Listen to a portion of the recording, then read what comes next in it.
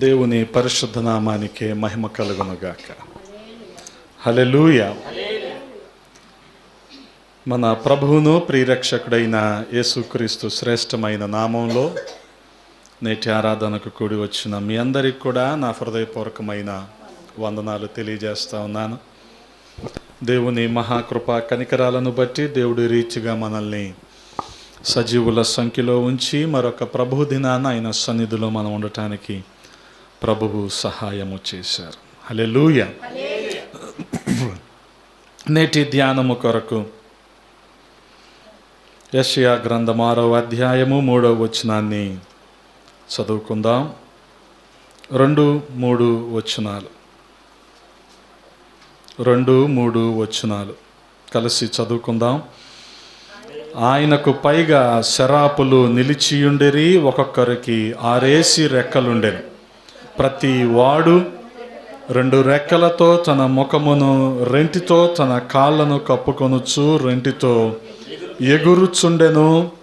వారు సైన్యములకు అధిపతియగు యెహోవా పరిశుద్ధుడు, పరిశుద్ధుడు, పరిశుద్ధుడు, సర్వలోకము ఆయన మహిమతో నిండి ఉన్నదని గొప్ప స్వరముతో గాన ప్రతిగానములు చేయుచుండిరి.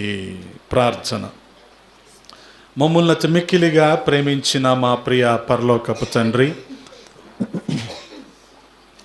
ఈ ఉదయాన్న మరొకసారి మీ పాద సన్నిధిలో ఉండటానికి కృపనిచ్చారు. స్తోత్రాలు. గడిచిన కాలమంతా మీ రెక్కల నీడలో భద్రపరిచారు. క్షేమాన్ని, సమృద్ధినిచ్చారు. వందనాలు. మరొక ప్రభు దినాన మీ సన్నిధిలో మేము ఉండటానికి సహాయము చేశారు.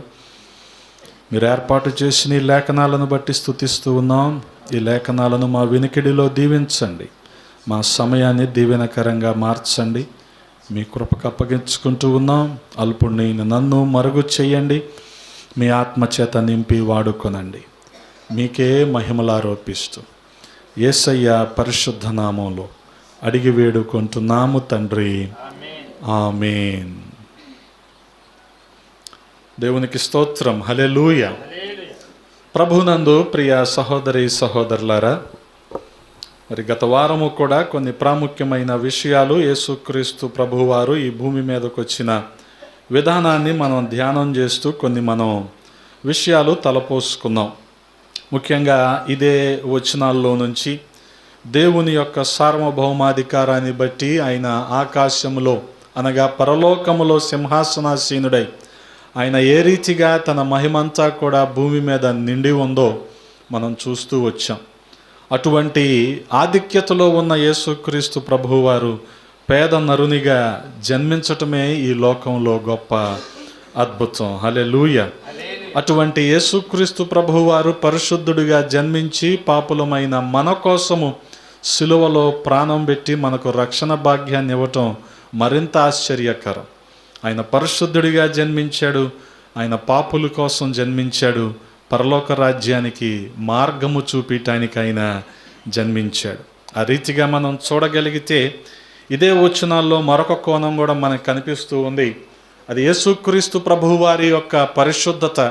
ఆయన పుట్టుకలో ఉన్న పరిశుద్ధత అయితే ఆయన్ని గాన ప్రతిగానాలతో కీర్తించి కొనియాడుతున్న దేవదూతలు కూడా ఇదే వచనాల్లో మనకి కనబడుతూ ఉన్నారు. ఏం చేస్తున్నారు వాళ్ళు?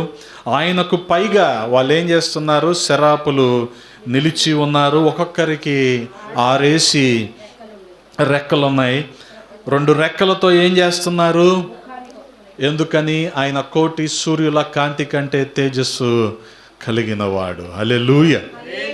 హల్లెలూయా.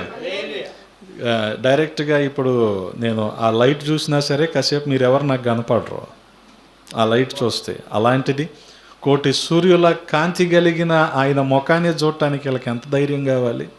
అందుకని ఏం చేస్తున్నారు? చూడలేక 2 రెక్కలతో వారి ముఖాన్ని కప్పుకుంటున్నారు. అంటే ఆయన తేజస్సు అనగా ఆయన మహిమ ఆ రీతిగా నిండి ఉంది అని మనం అర్థం చేసుకోవాలి. అలాగే 2 రెక్కలతో వాళ్ళు ఏం చేస్తున్నారు? తన కాళ్ళను కప్పుకుంటున్నారు. గమనించండి, కాళ్ళని వాళ్ళు కప్పుకుంటున్నారు. ఎందుకనంటే వాస్తవానికి వారు ఉన్నది పరలోకంలో దేవుని సముఖంలో అన్న సంగతి వారు గుర్తెరిగారు. కొరియా దేశాన్ని దర్శించినప్పుడు కూడా షూ వేసుకునే అలవాటు ఉండే వాళ్ళు ఉంటారు, షూ అలవాటు లేని వాళ్ళు ఉంటారు. అలవాటు లేని వాళ్ళు ఏం చేస్తారు? చెప్పులు వేసుకుంటారు. కానీ వాళ్ళు మాకు ఇచ్చిన ఇన్స్ట్రక్షన్ ఏంటంటే, మీరు చెప్పులు వేసుకున్నా సరే సాక్స్ మాత్రం వేసుకొని చెప్పులు వేసుకోండి. ఎందుకనంటే పాదాలు బయటికి కనపడటం అనేది మందిరంలో మర్యాదకరం కాదు అని మాతో చెప్పారు వాళ్ళు. అంటే వాళ్ళు మందిరాన్ని అంత గౌరవంగా భావిస్తున్నారు వాళ్ళు. అలాగే మన కాళ్ళు కనపడటం అనేది అంత సభా మర్యాద కాదు. కనుకనే స్వాములోరు ఏం చేస్తాడు? కాళ్ళు కనపడకుండా ఉండటం కోసం అంగీ వేస్తాడు. అది అంతేగాని చలిబుట్టో గెటప్ కోసమో కాదు. కాళ్ళు కనపడకూడదు. ఇప్పుడు నా కాళ్ళు కూడా మీకు కనపడకుండా ఉండటానికి దీనమ్మ గారు ఏం చేశారు? ఇది ఒకటి కట్టించారు. అది కాళ్ళు కనపడటం అనేది మర్యాద కాదు. అందుకని దేవదూతలు ఏం చేస్తున్నాయి? ఇప్పుడు కాళ్ళను 2 రెక్కలతో కప్పుకుంటున్నారు. మొదటిగా ఆయన మహిమను చూడకుండా వాళ్ళు ముఖాన్ని కప్పుకుంటున్నారు. అలాగే ఆయన సన్నిధిలో ఉన్నారన్న గౌరవ భావంతో వాళ్ళ కాళ్ళను కప్పుకుంటున్నారు. ఇక 2 రెక్కలతో ఏం చేస్తున్నారు? ఎగురుతూ ఆయన పరిశుద్ధుడు పరిశుద్ధుడు పరిశుద్ధుడు అని గాన ప్రతిగానాలు చేస్తూ ఉన్నారు. గమనించండి, ఆయన పరలోకంలో సింహాసనాసీనుడై ఉన్నాడు. ఆయన చుట్టూ దేవదూతలు కూడా ఉన్నారు. ఆ దేవదూతలు మన బైబిల్ గ్రంథంలో చూడగలిగితే పాత నిబంధన కాలంలో అయినప్పటికీ కృత నిబంధన కాలంలో అయినప్పటికీ ప్రజల అవసరత మేరకు, ప్రభు ఆజ్ఞ మేరకు దేవుని చిత్తాన్ని జరిగించటానికి వాళ్ళు ప్రజలకు కనపరుచుకున్న విధానం మనం గమనిస్తూ ఉంటాం. వాళ్ళు ప్రజలకు కనపరుచుకొని వారికి అవసరమైన విషయాలను అనగా దేవుని మాటలను వారికి బోధించినట్లుగా మనం చూస్తూ ఉంటాం. గమనించగలిగితే దేవదూత యొక్క ప్రస్తావన మొట్టమొదటిగా హాగరు విషయంలో మనం చూస్తూ ఉంటాం. ఆదికాండం 16వ అధ్యాయంలో ఇక నాకు ఈ బ్రతుకొద్దు అని చెప్పి పారిపోయి కుమారుణ్ణి కూడా తీసుకొని ఎడారిలో వెళ్ళిపోతూ కాస్త దూరంగా కుమారుణ్ణి విసిరేసి ఏడుస్తూ ఉన్న హాగరుకు అక్కడ కనిపించింది ఎవరు? దేవదూత. హల్లెలూయా. గమనించండి, అంటే ప్రజల అవసరత మేరకు, తన యందు విశ్వాసం ఉంచిన వ్యక్తుల అవసరత మేరకు దేవుడే తన దూతను అనగా గమనించండి వార్తాహరుడు లేకపోతే ఒక మెసెంజర్ని ప్రభువు మన కోసం పంపించాడు. అందుకని క్రిస్మస్ అంతటిలో మనం చూసే మెసెంజర్ ఎవరు? ఈ మెసెంజింగ్ ఏంజెల్ ఎవరంటే గబ్రియల్. గబ్రియేలు దూత మనకి గొర్రెల కాపరకు కనిపించిన విధానం, జకర్యాకు కనిపించిన విధానం, యోసేపుకు కనిపించిన విధానం, మరియకు కనిపించిన విధానం, వారి అవసరతలు అటువంటి ఆ రోజున ప్రభువు గమనించండి దాదాపుగా 400 సంవత్సరాలు ప్రభు యొక్క ముఖ దర్శనం కానీ ప్రభువు మాట కానీ వినలేదు ఇశ్రాయేలీలు. యేసుక్రీస్తు ప్రభువారు పుట్టక మునుపు ఉన్న 4 సంవత్సరాలు ఆయన ప్రజలతో మాట్లాడలేదు. అందుకనే దాన్ని ఏమన్నామంటే డార్క్ ఏజ్ అన్నాం, అంటే చీకటి యుగం. ఈ 400 సంవత్సరాలు ఏ ప్రత్యక్షత లేదు, ఏ దర్శనం లేదు, దేవుని వాక్కు లేదు, దేవదూత వచ్చి మాట్లాడటం లేదు. గమనించండి, దేవదూత సంసోను పుట్టక ముందు తల్లిదండ్రులకు వచ్చి ఏం చెప్పాడు? ఇదిగో నీ కుమారుడు పుడతాడు, అతను నాజీరు చేయబడిన వాడు, అతని తల మీదకి మంగళకచ్చి ఏమాత్రం కూడా రాకూడదు, క్షౌరం అనేది చేయించకూడదు, ఈ విషయాలన్నీ చెప్పాడు. అలాగే గిద్యోను ఎక్కడో దాక్కుంటే అక్కడికి వచ్చి దేవదూత కనిపించాడు. అటువంటి అనుభవాలు ఉన్న ఇశ్రాయేలీలు ఈ 400 సంవత్సరాల్లో వారు దేవుని స్వరాన్ని కానీ దేవుని ప్రతినిధిని కానీ చూడలేదు, వినలేదు. అందుకనే దీన్ని ఏమన్నామంటే చీకటి యుగము. వాస్తవానికి ఒక మాటలో చెప్పాలంటే కృప దొరకని రోజులవి. కృప దొరకని రోజులవి. ఈ రోజున ఆయన పుట్టాడు, మన కోసం సిలువ మీద మరణించాడు కాబట్టి ప్రతిదానికి మనం ఏమంటున్నాం? కృపండి, కృపండి. అంటే కృప ఉంటే చాలు, మనం ఏమైనా చేసేయచ్చు, ఎలాగైనా ఉండొచ్చు అనే భావనలోనికి మనం వెళ్ళిపోయాం. వాస్తవానికి 21వ శతాబ్దంలో విశ్వాసులు వెరీ ఈజీ గోయింగ్, చాలా ప్రతిదీ కూడా చాలా తేలిగ్గా తీసుకుంటున్నారు. ఎలాగైనా ఉండొచ్చు, ఎలాగైనా జీవించవచ్చు. ఎవరు భయభక్తులు కలిగి ఉంటారో వారితోనే దేవుడు మాట్లాడతాడు. ఎవరు విధేయత కలిగి ఉంటారో వారికే దేవుడు తన ప్రత్యక్షతలు ఇస్తాడు. ఇశ్రాయేలీయులు అనుభవాన్ని కోల్పోయారు గనక ఈ 400 సంవత్సరాలు ప్రభువు వారితో మాట్లాడలేదు. గమనించండి. అందుకనే యేసుక్రీస్తు ప్రభువారి లోకానికి రావటంలో ఆ సందర్భంలో గబ్రియేలు దూత ఈ భూలోకానికి వచ్చి ప్రతి ఒక్కరికి కూడా సమాచారాన్ని ఇచ్చినట్లుగా మనం చూస్తూ ఉన్నాం. నీతిమంతుడైన యోసేపుకు, దేవుని దయను పొందుకున్న మరియకు, వృద్ధుడైన జకరియాకు, అజ్ఞానులైన గొర్రెల కాపరులకు, గమనించండి, వారి వారి అవసరత మేరకు ఎవరికి ఏ రీతిగా బోధించాలో ఆయనకు తెలుసు. అందుకని గాబ్రియేలు కూడా అందరికీ ఒకే రీతిగా మాట్లాడలేదు, అందరితో ఒకే రీతిగా ఈ విషయాన్ని పంచుకోలేదు. ప్రజలను అనుసరించి, పరిస్థితిని అనుసరించి గబ్రియేలు మాట్లాడినట్లుగా మనం చూస్తూ ఉన్నాం. అందుకనే మనం గమనించగలిగితే దేవునికి పైగా 2వ వచనంలో ఆయనకు పైగా ఎవరున్నారు? ఇప్పుడు దేవదూతలు ఉన్నారు. ఆ దేవదూత గబ్రియేలు యేసుక్రీస్తు ప్రభువు వారి రాకను తెలపటానికి దిగి వచ్చాడు. హల్లెలూయా. దూత దిగి వచ్చాడు. దేవుని సన్నిధిలో ఉండకుండా దూత ఏం చేశాడు? ఇప్పుడు దిగి వచ్చాడు. ఇది మనం అర్థం చేసుకోవాలి. అక్కడ ఉంటే సరిపోద్ది కదా. ప్రభువు వారు ఎలాగైతే మన మీద ప్రేమతో పాపాత్ములైన మనల్ని ప్రేమించి ఆయన ఈ భూలోకానికి దిగి వచ్చాడో, దేవదూత కూడా ఇప్పుడు గబ్రియేలు కూడా దిగి వచ్చి దేవుని యొక్క శుభవర్తమానాన్ని అక్కడున్న వారందరికీ తెలియజేస్తున్నట్లు మనం చూడగలం. ఆ రీతిగా మనం గమనించగలిగితే ప్రియ సహోదరి సహోదరులారా, ఎవరు నీతిమంతులుగా ఉంటారో, అందుకని యోసేపును గురించిన ప్రస్తావన ఏంటంటే క్రిస్మస్లో నీతిమంతుడైన యోసేపు. ఎందుకనంటే తన సాక్ష్యాన్ని యోసేపు కాపాడుకున్నాడు, తన విశ్వాసాన్ని యోసేపు కాపాడుకున్నాడు. గమనించండి, చాలా సందర్భాల్లో విశ్వాసం గురించి మాట్లాడటం ఒక ఎత్తు అయితే, విశ్వాసాన్ని మన జీవితాల్లో అన్వయించుకోవటం ఒక ఎత్తు. విశ్వాసం గురించి చాలా ఉదాహరణలు, చాలా ఉపమానాలు, చాలామంది భక్తుల్ని మనం ప్రస్తావించవచ్చు. కానీ మన జీవితానికి వచ్చేసరికి అదే విశ్వాసాన్ని ఆపాదించుకోకపోతే అది మనకు సరిపోదా? ఆ విశ్వాసమే మనకుంటే వారికి సహాయం చేసిన దేవుడు మనకి చేయడా? ఖచ్చితంగా చేస్తాడు. హల్లెలూయా. అందుకనే గమనించండి, ఆ విశ్వాసము యోసేపును నీతిమంతుడిగా చేసింది.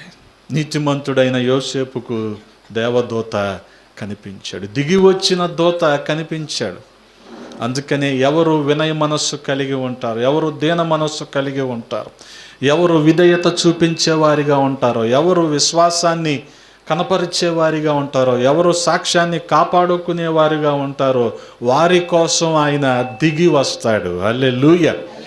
అందుకనే వాక్యమై ఉన్న యేసుక్రీస్తు ప్రభువు వారు శరీరధారిగా మన మధ్యలోనికి దిగి వచ్చాడు. అందుకనే వాక్యము శరీరధారిగా, ఆదిలో ఏముంది? వాక్యం ఉంది. వాక్యం ఎక్కడుంది? ఆ వాక్యం ఎవరు? దేవుడే. కానీ ఆయన శరీరధారిగా మన మధ్యలోనికి వచ్చి కృపా సత్య సంపూర్ణుడిగా మన మధ్యలో ఉన్నాడు. హల్లెలూయా, హల్లెలూయా. ఇంకా అంతకు మించిన గొప్పతనం ఏం చెప్తాం ఇతరులకు దేవుని గురించి? ఆ వాక్యమైన దేవుడు మన మధ్యలోనికి మనుష్య రూపేణా వచ్చాడు, నరావతారిగా వచ్చాడు. అందుకే వాక్యము శరీరధారిగా మారటం అన్నమాట. గమనించండి, వాక్యము శరీరధారిగా మారటం. కదా. ఏ వస్తువుకైనా కొన్ని గుణాలు ఉంటాయి కదా. నీళ్ళే తీసుకుంటే నీళ్ళు ద్రవ రూపంలో ఉంటే నీళ్ళలాగా ఉంటుంది, ఘన రూపంలో ఉంటే ఘన పదార్థంగా ఎలా ఉంటుంది? ఐస్ క్యూబ్స్, ఐస్ క్యూబ్స్ లాగా ఉంటుంది, ఐస్ క్యూబ్స్. అలాగే మరి వాయు రూపంలో ఉంటే వేపర్, ఆవిరి, ప్రెషర్ కుక్కర్లోంచి వస్తుందిగా, ఏమొస్తుంది? ఆవిరి వస్తుంది. అలాగే ఒక వస్తువుకి ఇన్ని రూపాలు ఎలాగ ఉన్నాయో, ఆయన వాక్కై ఉన్న దేవుడు శరీరధారిగా మన మధ్యలోనికి ఆయన దిగి వచ్చాడు. హల్లెలూయా. ఈ విషయాన్ని చెప్పటానికే దేవదూత గబ్రియేలు కూడా దిగి వచ్చాడు.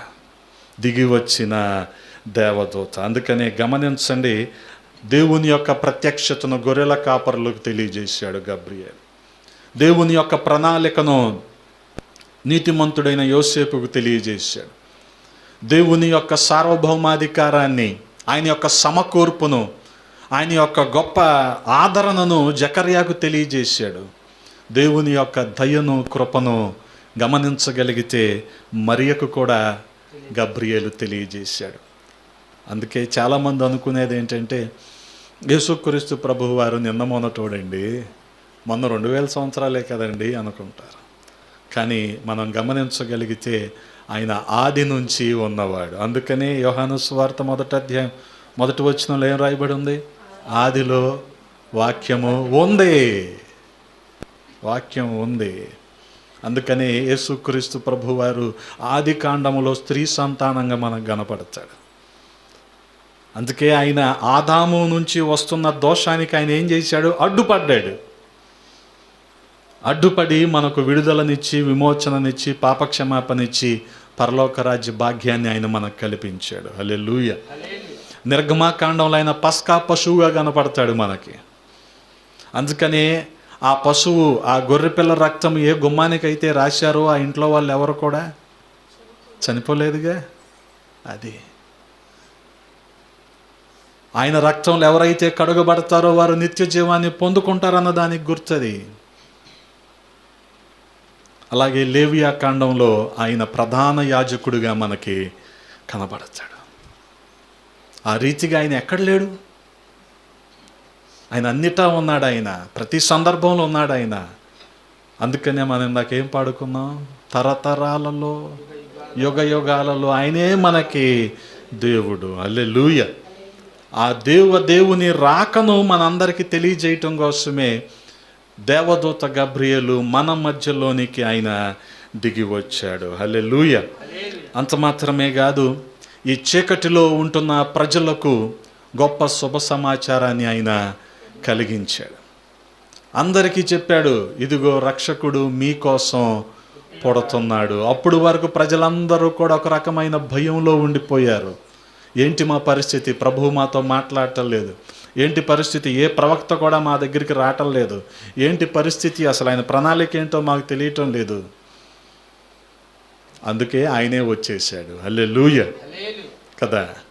4-5 సార్లు ఒక మనిషి కోసం కబురంపించాం, అతను రాలేదనుకోండి, మనకి లోపల ఉడికిపోద్దా?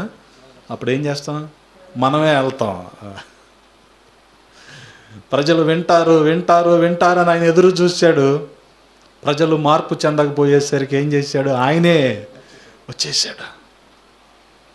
అందుకనే ఆయన రాకను చెప్పటానికి ముందుగా దేవదూత వచ్చి వారందరికీ కూడా దేవుని యొక్క రాకను శుభవర్తమానంగా తెలియజేశాడు. అందుకనే దేవదూత దిగి రావటాన్ని మనం చూస్తాం క్రిస్మస్లో. అంత మాత్రమే కాదు, ప్రజలందరూ కూడా భయంలోనే ఉండిపోయారు. ఏంటి వాళ్ళ భయం? వాస్తవానికి ఈ క్రిస్మస్కి ముందు ఉన్న 4 వారాలు కూడా ఒక్కొక్క వారం ఒక్కొక్క విషయాన్ని గురించి ప్రార్థన చేస్తూ ఉంటారు. క్రిస్మస్కి ఉన్న ముందు 4 ఆదివారాలు అదేంటంటే, ఒకటి శాంతి కోసం, పీస్. రెండవది లవ్, ప్రేమ గురించి ప్రార్థన చేస్తారు. మూడవది హోప్, నిరీక్షణ కోసం ప్రార్థన చేస్తారు. 4వది జాయ్, సంతోషం కోసం ప్రార్థన చేస్తారు. ఈ 4 కోసమేగా మనిషి ఎంత ప్రయత్నాలు చేసినా, ఎంత చదువుకున్నా, ఎంత సంపాదించినా కదా. ఎంత సంపాదించినా సంతోషం అవసరమేనా? ఎంత సంపాదించినా, ఎన్ని ఆస్తులున్నా సమాధానం, పీస్ అవసరమేనా? ఎంత సంపాదించినా సరే మనకి ప్రేమ కావాలి కదా. కానీ వీటన్నిటికంటే ఒక నిరీక్షణ మనకు ఉండాలిగా. నేను చనిపోయిన తర్వాత పలానా చోటుకి వెళ్తాను అనే నిరీక్షణ మనకు ఉండాలిగా కదా. ఏదో ముఖస్తుతిగా నేనంతా బాగానే చేశాను, నేను డైరెక్ట్గా పరలోకానికి వెళ్తాను, ఎవరిని సంతోషపెడతానికి ఈ మాటలన్నీ కదా. చెప్పాను కదా, విశ్వాసం గురించి మాట్లాడినప్పుడు విశ్వాసాన్ని మన జీవితంలో ఏం చేయాలి? అప్లై చేయాలి. అప్లై చేయాలి. అప్లై చేయకపోతే చాలా కష్టం కదా. 12 సార్లు బైబిల్ చదివి నువ్వు ప్రతి గుమ్మం ఎక్కి నేను ఈరోజు పనికి వెళ్ళలేదంటే నీ విశ్వాసం మాట్లాడుద్ది అక్కడ. అది నువ్వు కూర్చో, ఎందుకు రావో చూద్దాం. నువ్వు అక్కడే కూర్చో. చేతులు ఎత్తేసాం విశ్వాసం విషయంలో. గమనించండి, బెంగళూరు ఎయిర్పోర్ట్కి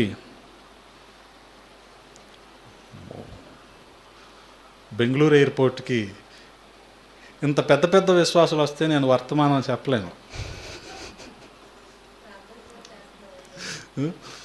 బెంగళూరు ఎయిర్పోర్ట్కి చాలా కాలం క్రితం ఒక దొరగారు వచ్చాడంట. వచ్చి రాగానే బెంగళూరు ఎయిర్పోర్ట్లో ఓ పెద్ద హోర్డింగ్ ఉందంట. ఎయిర్పోర్ట్లో చాలా పెద్ద పెద్దవి ఉంటాయి, బ్రాండింగ్కి సంబంధించిన పెద్ద పెద్ద పోస్టర్లు అంటించి ఉంటారు. ఈయన బెంగళూరు దిగిన వెంటనే ఇతనికి కనిపించిన హోర్డింగ్ ఏంటంటే కర్ణాటక సోప్స్ వాళ్ళది మైసూర్ శాండిల్ సోప్ కనిపించింది. చక్కగా గుడ్డాకారంలో ఉండి మంచి రంగులో ఉండి కనిపించింది. ఇప్పుడు ఏ యాడ్ ఇచ్చినా ఎవరుంటారు పక్కన? యాడ్ ఎవరిస్తారు? సంతూర్కి ఎవరు వస్తారు? లేడీయే వస్తుంది కదా. ఆఖరికి జిల్లెట్ రేజర్ కూడా లేడీయే వస్తుంది. ఇదే జనాలకు అర్థం కాని విషయం కదా. ఈ మైసూర్ శాండిల్ సబ్బు పక్కన కూడా ఒక మంచి తెల్లగా ఉన్న ఒక మోడల్ని పెట్టారంట. ఈ దొర అనుకున్నాడు, ఈ మోడల్ ఏంటి, ఇండియన్స్ సాధారణంగా బ్రౌన్ స్కిన్తో ఉంటారు కదా, ఏమేంటి ఇంత వైట్ స్కిన్తో ఉంది, మేబీ సబ్బు వాడటం వల్ల అలా అయ్యిందేమో అని చెప్పి అతను గైడ్ని అన్నాడంటే డైరెక్ట్గా నన్ను కర్ణాటక సోప్స్కి తీసుకెళ్ళు అంటే ఆడ తీసుకెళ్తే అక్కడ అందరూ కూడా జిడ్డు గారిపోతూ మురికి బట్టలు వేసుకొని చెమటలు గారిపోతూ ఉన్నారంట. అతను చూసి ఏంటి ఇలాగ ఉన్నారు, మీరు సబ్బు వాడరా అంటే అక్కడ ఆ కార్ఖానాలో పనిచేసే వాళ్ళు అన్న మాట ఏంటంటే, sir this is for supply not to apply అన్నాడంట. సార్ మేము తయారు చేసి పంపిస్తామే కానీ ఇది మేము వాడితే మేము కూడా అలాగ ఉంటాంగా. ఈరోజున విశ్వాసం కూడా వాడట్లేదు మనం. విశ్వాసాన్ని వాడితే మనం కూడా అలాగే ఉంటాం. అందుకనే గమనించండి, చాలా ప్రాముఖ్యంగా దేవుని దూత దిగి వచ్చి, దేవుని దూత చీకటిలో ఉన్న ఒక హోప్, నిరీక్షణ లేని ప్రజలు, ఎందుకు నిరీక్షణ లేదని చెప్తున్నాను, 400 సంవత్సరాలు ఆయన మాట్లాడలేదు కాబట్టి వాళ్ళకి నిరీక్షణ లేదు. అటువంటి వారికి నిరీక్షణ కలిగించాడు. భయాందోళనలో ఉన్నవారికి ఒక ధైర్యాన్ని కలిగించాడు. దిగి వచ్చిన దూత మాత్రమే కాదు గబ్రియేలు, ధైర్యాన్ని ఇచ్చిన దూత గబ్రియేలు. హల్లెలూయా.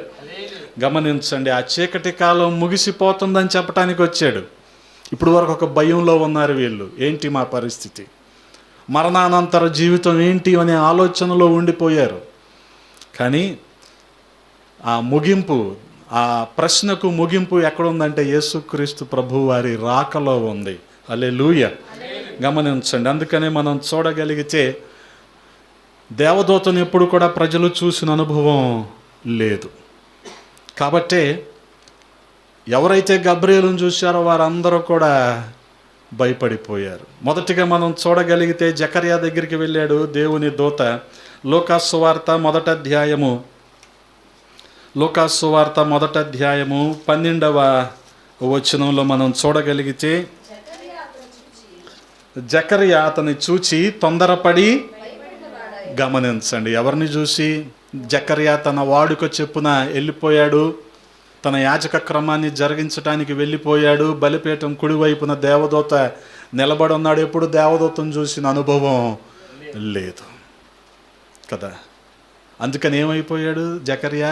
భయపడిన వాడైపోయాడు, భయపడ్డాడు. కాబట్టి 13వ వచనంలో అప్పుడు ఆ దూత అతనితో, జకరియా భయపడకము, నీ ప్రార్థన వినపడింది. హల్లెలూయా. భయపడుతున్నారు. ఎందుకు మా జీవితాల్లో కార్యాలు జరగటం లేదు? ఎందుకు మేము అద్భుతాలు చూడలేకపోతున్నాం? ప్రజలందరూ కూడా భయపడుతున్నారు. వారందరికీ క్రిస్మస్ ఇస్తున్న నిరీక్షణ, హోప్ ఏంటో తెలుసా? మన ప్రార్థనలు ఆయన వింటాడు, మన ప్రార్థనలకు ఆయన జవాబిస్తాడు. హల్లెలూయా. గమనించండి, ఎంతకాలం ఎలిజబెత్ జకర్యాలు ప్రార్థన చేశారో మనకైతే తెలియదు. కానీ ఒకానొక రోజున దేవాది దేవుడే తన దూతను పంపించి వారి అవసరతను తీర్చాడు. దూతను చూసేసరికి జకర్యా భయపడిపోయాడు కదా. ఏదైనా కొత్తది వింతగా సంభవిస్తే ఎవరైనా ఖచ్చితంగా భయపడతారు కదా. ఎవ్వరు లేరు, ఏదో వస్తువు కదులుతుంది, భయం కలగదా మనకి? ఎప్పుడు ఆ బలిపీఠం ప్రాంతం అంతా ఎవరు లేకుండా నిర్మానుష్యంగా ఉంటుంది. కానీ అక్కడ ఒక వ్యక్తి ఉంటే జకర్యాకి ఎలాగ ఉంటుంది? అదే భయం ఇప్పుడు జకర్యా కలిగింది. అందుకనే దేవుని దూత జకర్యాతో అన్న మాట ఏంటండి? భయపడద్దు జకర్యా కదా. మనం కూడా భవిష్యత్తు గురించిన బెంగ పెట్టుకొని ఏం జరగబోతుందో, ఏమైపోతామో అనే బాధతో, భయంతో మనం ఉండిపోతూ ఉంటాం. కానీ క్రిస్మస్ మనకిస్తున్న నిరీక్షణ ఏంటో తెలుసా? మన ప్రార్థనలు ప్రభు వింటున్నాడు, ఆయన అంగీకరిస్తున్నాడు, మన ప్రార్థనలకు ఆయన జవాబిస్తున్నాడు. హల్లెలూయా. గమనించండి, అందుకనే ధైర్యాన్ని ఇవ్వటానికే దేవుని దూత దిగి వచ్చాడు. ధైర్యాన్ని ఇవ్వటం కోసమే కదా దేవుని దూత దిగి రావటాన్ని మనం చూసాం, ధైర్యాన్ని ఇవ్వటం కూడా మనం చూస్తున్నాం. రెండవది మనం గమనించగలిగితే మత్తయి సువార్త 1వ అధ్యాయము 20వ వచనంలో మనం గమనిస్తాం. మత్తయి సువార్త 1వ అధ్యాయం 20వ వచనంలో, అతడు ఈ సంగతులను గూర్చి కొనుచుండగా ఇదిగో ప్రభువు దూత స్వప్నమందు అతనికి ప్రత్యక్షమై, దావీదు కుమారుడు అయిన యోసేపు, నీ భార్య అయిన మరియను చేర్చుకొనుటకు భయపడద్దు, ధైర్యంగా ఉండు. ప్రజలేమనుకుంటారో కదా. ఎందుకనంటే ప్రదానము చేయబడిన కన్య మరియా, ఆమె గర్భాన్ని ధరిస్తుందా? ఎలా జరుగుతుంది ఇది? అందరూ కూడా నిన్నేమైనా అంటారేమో, అందుకని మర్యాదగానే విడిచిపెట్టేద్దాం అనుకుంటున్నావేమో. నీ ఆలోచనలు నాకు తెలుసు, నువ్వు భయపడద్దు, నువ్వు భయపడద్దు. ఎందుకనంటే మరియా గర్భం ధరించింది దేవుని ఆత్మ వలన, పరిశుద్ధాత్మ శక్తి వలన మరియా గర్భాన్ని ధరించింది. కాబట్టి నువ్వు భయపడనవసరం లేదు. భయపడకుండా నువ్వు మరియను చేర్చుకో కదా. మనకు కూడా కొన్ని భయాలు ఉంటాయి. ప్రభువుని వెంబడిస్తే మా పరిస్థితి ఏంటి కదా, ప్రభువుని వెంబడిస్తే మా పరిస్థితి ఏంటి కదా. అందుకనే బయటికి మనం చెప్పలేకపోవచ్చు, కానీ మనస్సులో ఉన్న ఆలోచనను కూడా దేవుడు తెలుసుకుంటాడు. హల్లెలూయా. అందుకనే చార్ల్స్ స్పర్జన్, ప్రసంగ చక్రవర్తిగా పేరు పొందిన చార్ల్స్ స్పర్జన్ అనే మాట ఏంటంటే, నలుగురిలో ఉన్నప్పుడు నోటిని కాపాడుకోవాలి, ఒంటరిగా ఉన్నప్పుడు హృదయాన్ని కాపాడుకోవాలి. ఎందుకంటే హృదయంలో నుంచి ఆలోచనలు బయలుదేరుతాయి. బహుశా యోసేపు ఒంటరిగా ఉండి ఆలోచిస్తున్నాడేమో, అందుకనే యోసేపుకి ఎటువంటి ఆలోచన కలిగింది? మరియను విడిచిపెట్టేద్దాం కదా. మనకు కూడా ఎదురవుతున్న పరిస్థితుల్ని బట్టి ప్రభువుని వెంబడించటం ఆపేద్దాం. ఎదురవుతున్న అనుభవాలని బట్టి మందిరానికి వెళ్ళటం ఆపేద్దాం. సహవాసంలో ఉండొద్దు. ఇటువంటి ఆలోచనలు ఉంటాయి విశ్వాసులకి. గమనించండి. కానీ ఈ భయాలన్నిటినీ తీసేసి ఆయన ధైర్యాన్ని ఇస్తున్నాడు. హల్లెలూయా. గమనించండి, భయపడద్దు జకర్యా, నువ్వు భయపడనవసరం లేదు. ఎందుకని? నీ ప్రార్థన వినపడింది. యోసేపు, నువ్వు భయపడనవసరం లేదు, నువ్వు ధైర్యంగా మరియను చేర్చుకో. మూడవది మనం గమనించగలిగితే లూకా సువార్తలోనే 1వ అధ్యాయము 30వ వచనంలో రాయబడి ఉంది కదా. 1వ అధ్యాయము 30వ వచనము, మరియా భయపడకము, దేవుని వలన నువ్వు కృపను పొందుకున్నావు. మరియా భయపడద్దు కదా, దేవుని వలన నువ్వు కృపను పొందుకున్నావు. దేవుడు కొన్ని దానంగా మనకిచ్చేసినప్పుడు మనం భయపడిన అవసరం లేదు కదా. దేవుడు మనకి కొన్ని దానంగా ఇచ్చేస్తాడు, అది ఇచ్చిని ఆయన వెనక్కి తీసుకోడు. నీకు తలాంతులు ఇచ్చాడా, అవి వెనక్కి తీసుకోడు. కానీ ఆ తలాంతుల్ని దుర్వినియోగపరిస్తే ఖచ్చితంగా లెక్క అయితే అడుగుతాడు, కానీ వెనక్కి తీసుకోడు. అందుకనే పాటగాళ్ళకు ఒక తలాంతి ఇచ్చేస్తాడు దేవుడు. నువ్వు దేవుని కోసం పాడుతున్నావా, సినిమాల కోసం పాడుతున్నావా అనేది లాస్ట్లో అడుగుతాడు. అనూప్ రూబెన్స్నైనా, హ్యారిస్ జయరాజ్నైనా, ఇంకోళ్ళు ఎవరినైనా తర్వాత అడుగుతాడు ఆయన. నువ్వు దేవుని కోసం పాడావా, సినిమాల కోసం పాడావా అని అడుగుతాడు ఆయన. అందుకనే ఇప్పుడు మరియా ఎవరి వలన దయను పొందుకుంది? దేవుని వలన దయను పొందుకుంది, అంతే. ఇక ఆ విషయంలో మరియా భయపడని అవసరం లేదు. గమనించండి, కొన్ని తలాంతులు ఆ రీతిగా దేవుడు ఇచ్చేస్తాడు. బహుశా ఆ రోజున అప్పుడున్న కాలానుగుణంగా మరియలాగా ఎంతమంది ప్రభు కోసం ఎదురు చూశారో మనకు తెలియదు, కానీ దయ కలిగింది మాత్రం కేవలం మరియకే. హల్లెలూయా. గమనించండి, ఆ రీతిగా దేవుని దయను పొందుకుంది కాబట్టి మరియా భయపడని అవసరం లేదు. ఇంకోటి మనం చూడగలిగితే 2వ అధ్యాయం 10వ వచనంలో, 2వ అధ్యాయము 10వ వచనంలో గొర్రెల కాపర్లు మనకు కనపడుతూ ఉన్నారు. అయితే ఆ దూత వారికి చెప్పిన మాట ఏంటి? భయపడకుడి. ఎందుకనంటే వీళ్ళు ఎప్పుడు అంత వెలుగును చూసింది లేదు, ఎప్పుడు ఇటువంటి దేవదూతను చూసింది లేదు, కాబట్టి ఖచ్చితంగా భయం కలుగుతుంది. కానీ దేవదూత వారికి ఇచ్చిన వాగ్దానం భయపడకుడి. అయితే ఆ దూత భయపడకుడి, ఇదిగో ప్రజలందరికీ కలుగబోవు మహా సంతోషకరమైన శుభవర్తమానము నేను తెలియజేస్తున్నాను. గమనించండి, జకర్యాతో దేవుని దూత చెప్పిన మాట భయపడద్దు. యోసేపుతో దేవుని దూత చెప్పిన మాట భయపడద్దు. మరియతో దేవుని దూత చెప్పిన మాట భయపడద్దు. ఆఖరికి గొర్రెల కాపరులతో దేవుడు చెప్పిన మాట భయపడద్దు. అందుకే పరిశుద్ధ గ్రంథంలో 366 సార్లు భయపడద్దు అని రాయబడి ఉంది. రోజుకు ఒకసారి చదువుకున్నా సరే కదా, లీప్ సంవత్సరంలో కూడా చదువుకోవచ్చు.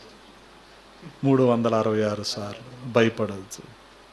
కానీ మనిషికి అనవసరమైన భయాందోళనలు కదా. నెలాఖరు వచ్చేసరికి ఉద్యోగస్తులకి భయమేనా ఏంటి? ఆఖరి వారం పరిస్థితి ఏంటి కదా. అవసరం లేదు భయం అంటున్నాడు ఆయన. హల్లెలూయా. పోషించేది ఆయన అయితే, ఇచ్చేది ఆయన అయితే మనం భయపడేందుకు కదా. అక్కడే మన విశ్వాసాన్ని మనం అప్లై చేసుకోవాలి. విశ్వాసాన్ని మాటల్లో చెప్పటం కాదు, అప్లై చేయాలి. గమనించండి, ఆ రీతిగా 366 సార్లు పరిశుద్ధ గ్రంథంలో భయపడొద్దని రాయబడి ఉంది. గమనించండి, ఆ రోజును కూడా అక్కడున్న ప్రజలు వారి భయానికి ఒక ఫుల్ స్టాప్ పెట్టేశారు. గబ్రియేలు దూత వచ్చేసరికి ఇంకా వారు భయపడని అవసరం లేదు. హల్లెలూయా. కాబట్టి ప్రియ సహోదరి సహోదరులారా, మనం గమనించగలిగితే దేవునితో సహవాసం చేయటానికి మన పాపాలు అడ్డొస్తూ ఉంటాయి. వాటి కారణంగా దేవునికి దూరం అయిపోతూ ఉంటాం. పాపాలని మాత్రం విడిచిపెట్టుకోం. అది ఒక భయంలో ఉండిపోతూ ఉంటాం. మాకు నిరీక్షణ లేదా అని వాటిని విడిచిపెట్టుకొని దేవుని సహవాసంలో మనం కొనసాగినప్పుడు ఖచ్చితంగా దేవుడు మనకు నిత్య జీవాన్ని వాగ్దానం చేశాడు. హల్లెలూయా. అందుకే గమనించండి, ధైర్యాన్ని ఇవ్వటానికే దేవదూత దిగి వచ్చాడు. దేవుని సన్నిధిలో ఉండవలసిన దేవదూత ఆయనకు పైగా 6 రెక్కలు కలిగి 2 రెక్కలతో ముఖాన్ని కప్పుకుంటూ, 2 రెక్కలతో కాళ్ళను కప్పుకుంటూ, 2 రెక్కలతో ఎగురుతూ పరిశుద్ధుడు పరిశుద్ధుడు పరిశుద్ధుడని ప్రతిగానాలు చేస్తూ ఉన్న దేవదూత దిగి వచ్చాడు నీకోసం నా కోసం. హల్లెలూయా. ఆయన మనకు ధైర్యాన్ని ఇచ్చాడు. ఆ శుభ సమాచారాన్ని దేవదూత అక్కడ ఉన్న వారందరికీ కూడా చెప్పాడు. అందుకే 2వ అధ్యాయము లోకాసు వార్త 11వ వచనంలో మనం చూడగలిగితే, దావీదు పట్టణమందు నేడు రక్షకుడు మీ కొరకు పుట్టి ఉన్నాడు, ఈయన ప్రభువైన క్రీస్తు. హల్లెలూయా. రక్షకుడు మీ కొరకు పుట్టి ఉన్నాడు. అది ఈ మాట ప్రభువుని వెంబడించే ప్రతి ఒక్కరికి కూడా తెలుసు. అది మళ్ళీ తీసుకెళ్ళి ఒక అర్ధరాత్రి పూట వాళ్ళ ఇంటి మీద మనం స్టిక్కర్ అయ్యే అవసరంలా. ఈ మాటని మళ్ళీ ఒక డ్రమ్ము, ఒక క్రిస్మస్ తాతని తీసుకెళ్ళి స్టిక్కర్ అయ్యే అవసరంలా. ఏది వాళ్ళ ఇంటికి వెళ్ళామని కదా. ఇటువంటి మోసంలోంచి బయటికి రావాలి క్రైస్తవ్యం. ఎందుకనంటే క్రైస్తవ్యం ఈనాటికి నిలబడిందంటే త్యాగమే కారణం. త్యాగం లేకుండా క్రైస్తవ్యాన్ని మనం ముందుకు తీసుకెళ్ళలేం. ఈ సోకాల్డ్ ఇదంతా మోసం అన్నమాట. అందుకే చాలా జాగ్రత్తగా ఉండాలి. తెలుసుకున్నవాడే తెలుసుకొని ఎంతకాలం తెలుసుకుంటాడు, ఎంతకాలం వింటాడు. ఇని మారు మనసు లేకుండా ఎంతకాలం జీవిస్తారు కదా. అందుకనే రక్షకుడు మీ కొరకు పుట్టి ఉన్నాడన్న శుభ సమాచారం, శుభవర్తమానం మనం అన్యులకు తెలియజేయాలి. ముఖ్యంగా అన్యులకు తెలియచేయాలి. అది మన బాధ్యత అయి ఉండాలి. గమనించండి. దానికోసం మనం ప్రయాసపడాలి. దానికోసం మనం వెల చెల్లించాలి. మనకు రక్షణ ఊరికనే రాలేదు. ప్రభువు తన రక్తాన్ని వెలగా చెల్లిస్తే మనకు రక్షణ భాగ్యం వచ్చింది. అందుకే సువార్తను ప్రకటించడానికి కూడా విశ్వాసులు మనము వెల చెల్లించాలి. గమనించండి. అందుకే దేవదూత ఇప్పుడు దిగి వచ్చాడు, ధైర్యాన్ని ఇచ్చాడు. ఇప్పుడు ఏం చేస్తున్నాడు? 11వ వచనంలో దైవ సందేశాన్ని అందిస్తున్నాడు. 10వ వచనంలో ఏమంటున్నాడు? ఇదిగో ప్రజలందరికీ కదా. దేవాది దేవుని రాక అనేది లోకల్ న్యూస్ కాదు, global news. Around the globe, భూగోళం అంతా కూడా, భూప్రపంచం అంతా కూడా తెలుసుకుంటున్న వార్త ఇది. ఒకవేళ యూనిఫైడ్గా ప్రపంచం అంతా జరుపుకునే పండగ ఏదైనా ఉందంటే అది క్రిస్మస్ ఒకటే. అందుకనే గమనించండి, ఇది లోకల్ న్యూస్ కాదు, ప్రజలందరికీ గ్లోబల్ న్యూస్ కదా. సాధారణంగా ఎటువంటి వార్తల మీద మనకు ఆసక్తి ఉంటుందంటే విత్ ఇన్ అవర్ విసినిటీ, మన పరిధిలో, మన సమీపంలో జరిగే వాటి మీద మనకి ఆసక్తి ఉంటుంది. అంతే కదా. అందుకనే ఎక్కడో అమెరికా లాంటి పాశ్చాత్య దేశాల్లో మంచు కురుస్తుంది, మంచు కురుస్తుంది, -డిగ్రీలు ఉన్నాయి, దాని గురించి మనం పట్టించుకోం. కానీ ఇక్కడ కాస్త పొగమంచు ఎక్కువయ్యి రోడ్డు కనిపించకపోయేసరికి మనం చాలా దాన్ని ఆసక్తిగా మాట్లాడుకుంటాం. అంటే అక్కడికి ఇక్కడికి చాలా తేడా ఉంది కదా. మన సహోదరులు అక్కడ నుంచి ఫోన్ చేసినప్పుడు ఎలా ఉన్నారని అడుగుతా నేను. వాళ్ళు ఏం చేస్తారంటే కిటికీలో నుంచి బయట మంచు చూపించదో ఇలా ఉన్నామంటారు. వాళ్ళు మాత్రం ఎస్కిమోల్లాగా ఫుల్గా కప్పేసుకొని ఇంట్లో కూర్చొని మంచు చూపించదిగో ఇలా ఉన్నామంటారు. అది బహుశా మనకి ఆశ్చర్యం కలిగిస్తుంది, అంతేగాని పెద్ద దాని మీద మనకు ఆసక్తి ఉండదు. అలా కాకుండా మనకిక్కడ 9 వరకు 8:30 వరకు ఉదయం పొగమంచు ఉంటే మనకి ఇది చాలా ఆసక్తి. గన్నవరం ఎయిర్పోర్ట్లో ఫ్లైట్లు ఆలస్యం అయిపోతున్నాయి, రైళ్ళు రాకపోకలు ఆలస్యం అయిపోతున్నాయి. కోర్స్ మనం ఎప్పుడు ఆలస్యమే లేండి ఇక్కడికి, దీని గురించి మనం చెప్పవసరం లేదు. ఇటువంటి ఆసక్తి ఉంటుంది. అలాగే ఆ రోజున ఆసక్తి ఒక ప్రాంతానికి కాదు, ఒక వర్గానికి కాదు, ఒక ఇశ్రాయేలు ప్రజలకు మాత్రమే కాదు, ప్రజలందరికీ కలుగబోయేదన్నమాట. అది అటువంటి సందేశాన్ని దేవదూత మోసుకొని వచ్చాడు. ఇప్పుడు గమనించండి, అటువంటి సందేశం వాస్తవానికి గమనించగలిగితే ప్రజలందరికీ. అందుకనే పౌలపోస్తలుడు కూడా ఏమంటాడు? యేసుక్రీస్తు అందరికీ ప్రభువు అంటాడు. ఆయన కొందరికే కాదు, కొంతమందికే మనం పరిమితి చేయటం చాలా తప్పది. ఆయన అందరికీ ప్రభువు.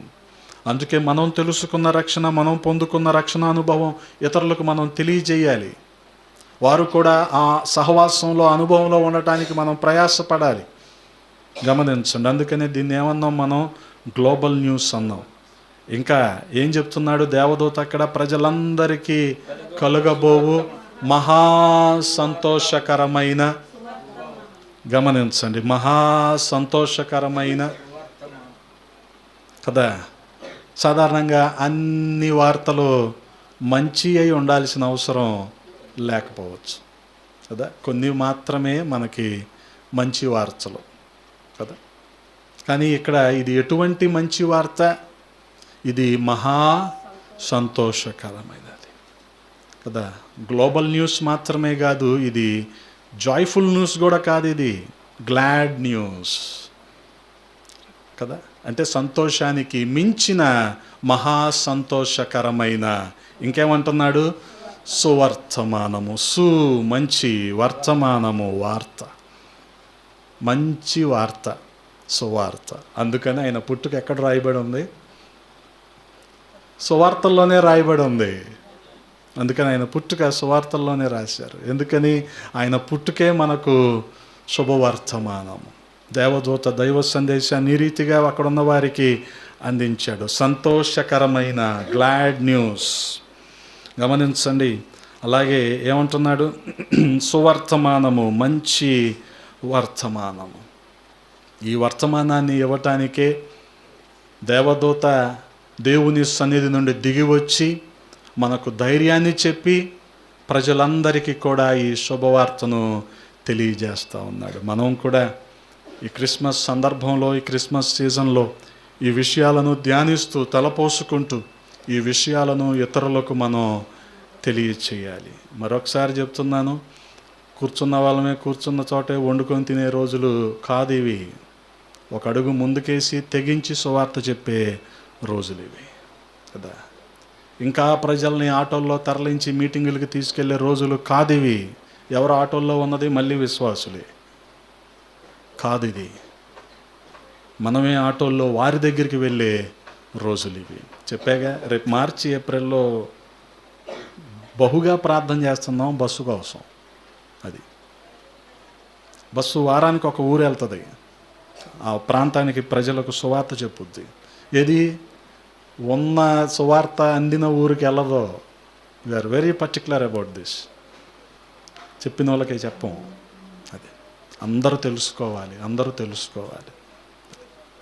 గమనించండి. అందుకనే ఒక నిబద్ధత కలిగి, బాధ్యత కలిగి, త్యాగంతో మనం ఈ శుభవార్తను ఇతరులకు తెలియచేయాలి కదా. మనకు మనమే చేతులు పేసుకొని విష్ హ్యాపీ అనుకొని ఎంతకాలం బతుకుతాం ఇలాగా? ఎంతకాలం? ఆలోచిద్దాం, కాస్త మెచ్యూర్డ్గా ఆలోచిద్దాం.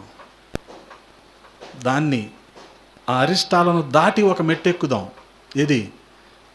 వండుకొని తిని అక్కడే కూర్చొని రోజుల నుంచి దాటి ఒక మెట్టెక్కుదాం మనం. అంటే ఎక్కడికి వెళ్దాం? నెక్స్ట్ లెవెల్కి వెళ్దాం. ఆ నెక్స్ట్ లెవెలే సువార్త ప్రకటించడం. హల్లెలూయా. చాలామంది అంటారు, నువ్వు ఎవాంజలిస్టా, నువ్వు అదే, నువ్వు ఇదే అంటారు. నేను తండా మిషనరీ అనిపించుకోవటానికి ఇష్టపడతాను నేను. ఎందుకంటే నేను తండా మిషనరీని కాబట్టి. నాకు ఎవాంజలిస్టు, రెవరెండ్ వీటి మీద అవేమి నాకు పెద్దగా కాదు. వీటిని దాటి మనం వెళ్ళాలి. వీటిని అధిగమించాలి. అది అప్పుడు చెప్పాలి మనం సాక్ష్యం. ఈ సంవత్సరంలో పలానా ఊరు వెళ్ళాము, పలానా వారికి సువార్త చెప్పాము. మన సాక్ష్యాలు అయి ఉండాలి. అది జ్వరం వచ్చింది, తగ్గింది. కడుపు నొప్పి వచ్చింది, తగ్గింది. దాటుదాం, నెక్స్ట్ లెవెల్కి వెళ్దాం. ఇంకా శుభవార్తను పై స్థాయికి తీసుకెళ్దాం. ఎందుకంటే తెలుసుకోకుండా ఈ లోకంలో ఉంటున్న వాళ్ళు ఎంతోమంది ఉన్నారు. వాళ్ళకు చెప్దాం. అందుకనే తన ఆధిక్యతను విడిచిపెట్టి దేవదూత ఎక్కడికి వచ్చాడు? ఇప్పుడు దిగి వచ్చాడు. వాటర్ బాటిళ్ళు, నాప్కిన్లు, బ్యాగులు, బైబిల్ బ్యాగులు మోయించుకునే దాటదాం. ఈ స్థాయి దాటేద్దాం, విడిచిపెట్టేద్దాం. ఈ భోగం విడిచిపెట్టి సువార్త ప్రకటిద్దాం. నీ వెనకాలే ఒకడు మోస్తా తిరిగాడు అనుకో, అంటే నువ్వు ఒక ఇద్దరు పని ఆపేస్తున్నావు నువ్వు. ఇది ఇందులో ముఖ్య ఉద్దేశం. అది దానికి మనం పెట్టుకున్న పెద్ద పేరేంటో తెలుసా? తర్పీదు.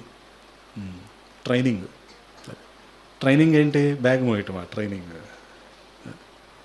కదా. ఎంతకాలం యూట్యూబ్లో క్రికెట్ చూస్తే ట్రైనింగ్ అవుద్దా? మనం ఆడితేనేగా ట్రైనింగ్. ఆడదాం, ఎండల్లో కాదు. నువ్వు క్రికెట్ ఎండల్లో ఆడకు, మంచి కలర్ ఉన్నావు, ఇది నాలాగా అయిపోతావు తర్వాత, నీ ఇష్టం. మళ్ళీ చీకట్లో కనిపించరు ఈ కలర్ ఉంటాయి, చాలా కష్టం. అలా ఉండు, కాస్త రేటు పలుకుతావు 20,000 తర్వాత. అందుకని దేవదూత దిగి వచ్చాడు, ధైర్యాన్ని చెప్పాడు, దేవుని వార్తను అందరికీ తెలియజేశాడు. ప్రజలందరికీ కలగబోయే మహా సంతోషకరమైన సువర్తమానం. ఈ వార్తను ఇతరులకు తెలియచేద్దాం. దేవుడు అటువంటి కృప మనందరికీ దయచేయునుగాక. ఆమేన్. తలలు వంచండి, ప్రార్థన చేసుకుందాం. పరిశుద్ధుడా, ప్రేమ కలిగిన తండ్రి, ఈ ఉదయాన్న కొద్ది మాటలు ధ్యానించటానికి కృపనిచ్చారు. స్తోత్రాలు రాజా. మీ రాకలో ప్రభా ఏ రీతిగా దేవదూత మీ చిత్తాన్ని జరిగించాడో మేము తెలుసుకున్నామయ్యా. మీ సన్నిధి నుంచి దిగి వచ్చాడు, భయపడుతున్న వారికి ధైర్యాన్ని చెప్పాడు, మీ శుభ సమాచారాన్ని ప్రతి ఒక్కరికి తెలియజేశాడు.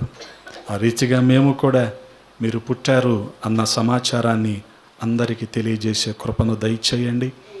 ప్రతి అవసరతను తీర్చండి. ఈ పండుగ దినాల్లో ప్రతి ఒక్కరికి సమృద్ధినివ్వండి, సమాధానాన్ని ఇవ్వండి, క్షేమాన్ని, నెమ్మదిని దయచేయమని యేసయ్య నామంలో అడిగి వేడుకుంటున్నాము తండ్రి. ఆమేన్.